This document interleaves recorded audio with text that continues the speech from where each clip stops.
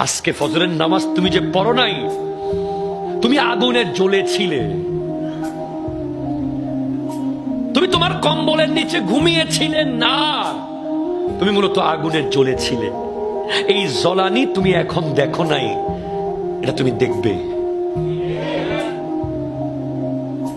আমার বিষয় আগুন নিয়ে চলতেছে। কিন্তু এক ওলি আল্লাহর দরবারে এক মুরিদ গিয়ে বলে, হুজুর আমার পোলারে ফজরের নামাজ আমি তুলতে পারি না কোনো মতে, এমন একটা ওষুধ দেন যেন তারা তুলতে পারি।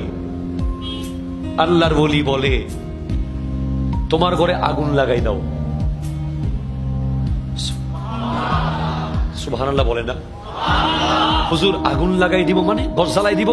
হ্যাঁ, আচ্ছা ধরো আগুন যদি লাগে, তোমার ছেলে কি ফজরের টাইমে ঘুমাবে? ঘুমাবে? বলেন ঘুমাবে? বলেন না হুজুর। তো কেমনে তুলবা? কয় বিছানা সহ টাইনা বাইর করে ফেলামো, ঠিক কিনা? বলে তাহলে তুমি বুঝো, তোমার বাড়িতে যদি আগুন লাগে, এই আগুনের চেয়ে 1000 কোটি গুণ, 70 গুণ ভয়ানক আগুন জাহান্নামের আগুন। যতক্ষণ তোমার ছেলে নামাজের টাইমে বিছানায় ঘুমায়, ততক্ষণ সে মূলত জাহান্নামের আগুনে জ্বলে।